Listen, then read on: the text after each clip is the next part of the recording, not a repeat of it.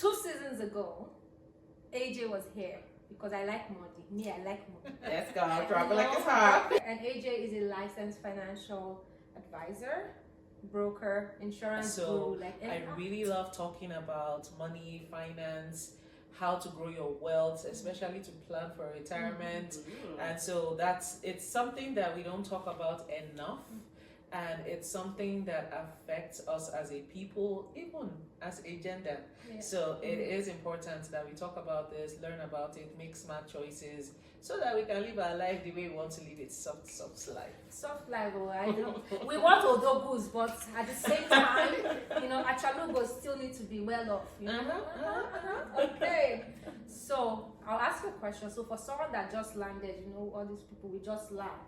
What would be the first, financial advice move you think they should make? So someone who just landed, situations are different because it depends on how you landed, how you came into the country, and how much you definitely need to do is open a bank account, all right? Because you need a place to put your money, to do transactions, and so on. So you're going to get a checking account, get a savings account. Don't just do the checking alone. And then at some point, you would need to get a credit card, okay? So there are some banks that have programs for newcomers, which makes it easy for them to get the credit card. And there are some that they offer secured credit cards. Now that's another option. A secure credit card just means that, for example, if you're getting a $1,000 secure credit card, you put down $1,000. Then they issue the credit card. So basically, the money you're spending is the money. But it allows like you savings in advance. It allows you to build credit history, because that credit history is very important. Very, very important. So that's the first kind of thing. Before a person starts earning income, and then when they're earning income, there's a whole other bunch of things that they can start doing.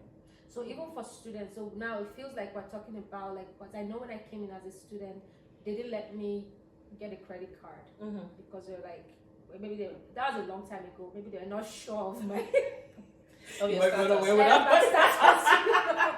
So now it's a different decade now. But so are you saying like even a student can also open the same account, or is it just like PRs? So the thing is that it differs from bank to bank. So I would encourage you to try out the different banks, not just the traditional ones, even the new ones that are coming out. You have Simply Financial, you have New Financial, you have EQ Bank. There's a number of them that you can just go and find out, can I get this? And if you can't, then the other option is to do a secured credit card. Interesting. So I know you mentioned credit being such an important thing. Why is that important? Okay, so in North America, they are very big on your past behavior determines your future behavior. And they are kind of right, because sometimes when you interact with people and you just be like, this person did this thing before, and they do it to you again, I don't know why I got taken it, they did it before. So the past behavior with regards to how you handle money is determined by your credit history, okay? So if you have no credit history, you're like, who are you? We don't know how you're going to behave with money. Are you going to pay back, and so on? So that's the reason for the credit history. And the credit history is signified by your credit score.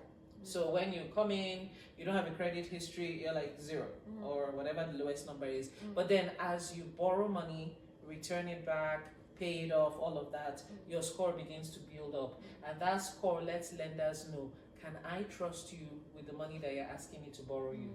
And if you think about it like a human being, like a regular person, if you came to me, Amy, and said, hey, can you borrow me like $1,000? But I know that in the past, I gave Amy $500. And she didn't. You as a normal, rational person, will you give her? No, when you give her, you say, I give you money, I'm not expecting it back. I only have 200. So it's exactly like that. So that's what the credit score is for, and that is why it's so important. Another reason it's so important is this is a credit-run society, right? People are always using credit to finance one thing or the other. It's as simple as like you can go to a parking lot and you want to pay for parking and it only accepts credit card. It's very annoying. I know. So you're like, I have the money, Yeah, but I can't why can't pay, right? And I've experienced this before. I wanted to rent a car, and I didn't have a credit card because I was like, man, Credit cards. before I got that car, it was like I had to prove where I live. I had to show them a utility bill. I had to drop extra money down so that but credit card they would have just done few, right? So it's a credit roll society. At some point, you're going to want to make larger purchases, even if you think, I don't need it now. They say credit is bad. One day you want to buy a house, you want to buy a car, you want to do something. So it is important to have that credit history.